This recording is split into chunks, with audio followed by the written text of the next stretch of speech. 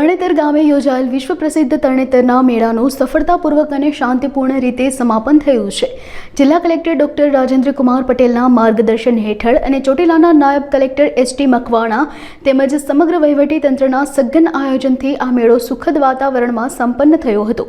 મેળાના સમાપન સમયે નાયબ કલેક્ટર એસ.ટી. મકવાણાએ દેશ વિદેશ અને ગુજરાતભરમાંથી આવેલા લાખો મુલાકાતીઓ જેઓએ શાંતિપૂર્ણ રીતે મેળાનો આનંદ માણ્યો હતો અને તેમનો આભાર વ્યક્ત કર્યો હતો। આ ઉપરાંત મેળા દરમિયાન ફરજ બજાવતા તમામ અધિકારીઓ અને કર્મચારીઓએ કરેલી કામગીરીને પણ બિરદાવવામાં આવી હતી। વિશ્વ વિખ્યાત જગ પ્રસિદ્ધ તરણેતરનો લોકમેળો 2025 આ વખતે 16મ પુરાતન પાંચાળની એ થીમ આધારિત ભાદરવા સુદ ત્રીજ અને તારીખ 26/8/2025 રોજ ખૂબ જ હર્ષોલ્લાસ અને આનંદ સાથે આ મેળાની શરૂઆત થઈ હતી। આ મેળાની શરૂઆતની અંદર જ આજુબાજુના નાગરિકો, શ્રદ્ધાળુઓ તેમજ ગુજરાત અને સમગ્ર ભારત અને વિશ્વમાંથી ખૂબ જ મોટા પ્રમાણની અંદર લોકો ઉમટી પડ્યા હતા અને આજે તારીખ 29/8/2025 રોજ આ મેળો છે મેળો ખૂબ જ શાંતિપૂર્ણ અને સૌહાર્દ વાતાવરણમાં સફળ રીતે પૂર્ણ થયેલો છે। તરણેતરનો લોકમેળો છે એ ફક્ત મેળો જ નહીં પરંતુ ગુજરાતની સંસ્કૃતિ અને લોક પરંપરાનો જીવંત ઉત્સવ છે। આ મેળાની અંદર લોકગીતો, લોકનૃત્યો, રાસ, ગરબા અને વિવિધ લોકકલાના દર્શન થાય છે અને એ આપણો સાંસ્કૃતિક વારસો છે, એટલે જ એને ભાતીગળ લોકમેળો કહેવાય છે। આ વખતના મેળાને સફળ બનાવવા માટે જિલ્લા કલેક્ટર માન્ય રાજેન્દ્ર પટેલ સાહેબ નાઓના માર્ગદર્શન હેઠળ સઘન તમામ પ્રકારની વ્યવસ્થાઓ કરવામાં આવેલી હતી, જેમાં જાહેર સુરક્ષા, ટ્રાફિક નિયંત્રણ, પાણી, વીજળી, આરોગ્ય સુવિધાઓ, ફાયર સેફટી, સાફ સફાઈ અને બીજી અન્ય જે પણ કોઈ મેળાની જે અંદર જે વ્યવસ્થાઓ થાય છે એ પૂરતી વ્યવસ્થાઓ કરવામાં આવી હતી અને યાત્રાળુઓને અને મેળાની અંદર ભાગ લેતા તમામ લોકોને ખૂબ જ સારી રીતે સુવિધા મળે તે અંગેની ખાસ તકેદારી રાખવામાં આવેલી હતી। તેમજ બહારથી આવતા યાત્રાળુઓ માટે ટેન્ટ સિટી પણ બનાવવામાં આવી હતી અને ટુરિઝમો માટે સુવિધા પણ ઊભી કરવામાં આવી હતી। આ વખતના મેળાની અંદર કાયદો અને વ્યવસ્થા સારી રીતે જળવાઈ રહે તે માટે 22 જેટલા નાયબ મામલતદારોને એક્ઝિક્યુટિવ મેજિસ્ટ્રેટ તરીકે સેવાઓ સોંપવામાં આવેલી હતી, ફરજો સોંપવામાં આવેલી હતી। સુરક્ષા માટેના પોલીસ જવાનો છે 2500થી વધુ પોલીસ જવાનોએ આ મેળાની અંદર ખૂબ જ સારી રીતે ફરજ બજાવી છે। રેવન્યુ સ્ટાફ છે 250થી વધારે આ મેળાની અંદર ફરજ બજાવી છે। ત્રિનેત્રેશ્વર મહાદેવ મંદિર ખાતે જે 2 કુંડ આવેલા છે ત્યાં SDRFની ટીમ અને તેમજ તરવૈયાઓની ટીમો પણ રાખવામાં આવેલી હતી। ફાયર ફાઇટર ચારે દિશામાં મૂકવામાં આવેલા હતા અને મેળામાં દરેક પરિસ્થિતિ ઉપર નજર રાખવા માટે 15 જેટલા પોલીસ ટાવર પણ ઊભા કરવામાં આવેલા હતા અને આજુબાજુના વિસ્તારમાંથી આવતા લોકોની સુવિધાઓ માટે લગભગ 150થી પણ વધુ બસોની સુવિધાઓ પણ ઉપલબ્ધ કરવામાં આવેલી હતી।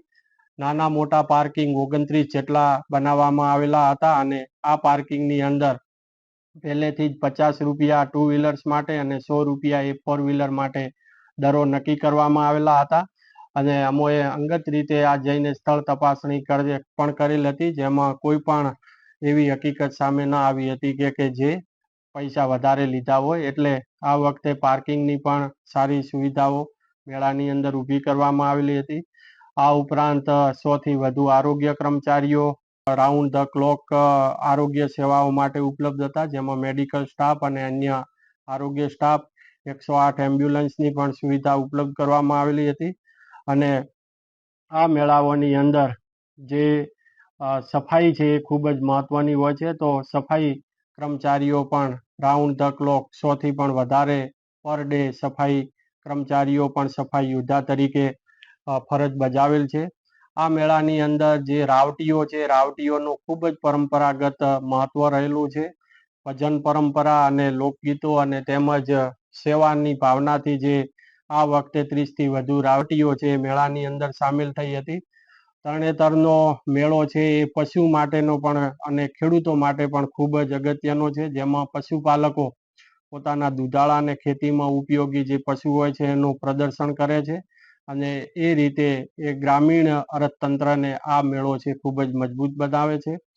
ઉપરાંત રમતગમત, કુસ્તી, દોડ, લોક કૌશલ્યની સ્પર્ધાઓ યોજાઈ હતી, જેમાં યુવાનોને પોતાની પ્રતિભા રજૂ કરવાની તક મળી હતી. કાર્યક્રમની અંદર રાસ, ગરબા, ભજન, કીર્તન, લોકગીતો દ્વારા શ્રદ્ધાળુઓને આધ્યાત્મિક આનંદ અનુભવ થયો હતો. ટુરિઝમ વિભાગ દ્વારા જે જુદા જુદા કાર્યક્રમો, તેમાં રાસ છે, રાવણ હથો છે, સિંગલ પાવા છે, જોડિયા પાવા, માલધારી વેશભૂષા, કોળી વેશભૂષા જેવા અનેક પ્રકારના પાંચાળ રાસ અને મિશ્ર રાસ, દાંડિયા રાસ જેવા રાસોનું પણ આયોજન કરવામાં આવેલું હતું. આ ઉપરાંત છત્રીની પણ સ્પર્ધા થતી હોય છે. છત્રીની પણ સ્પર્ધા તેમજ દુહા, હુંડા રાસ જેવા અનેક પ્રકારના જે સાંસ્કૃતિક કાર્યક્રમો પણ ટુરિઝમના સ્ટેજ ઉપરથી કરવામાં આવ્યા હતા. તરણેતરનો મેળો છે એ ધાર્મિક શ્રદ્ધાનો પ્રતીક નહીં, પરંતુ ગ્રામીણ વિકાસ, પર્યટન, સંસ્કૃતિ અને સામાજિક એકતાનો જીવંત ઉત્સવ છે.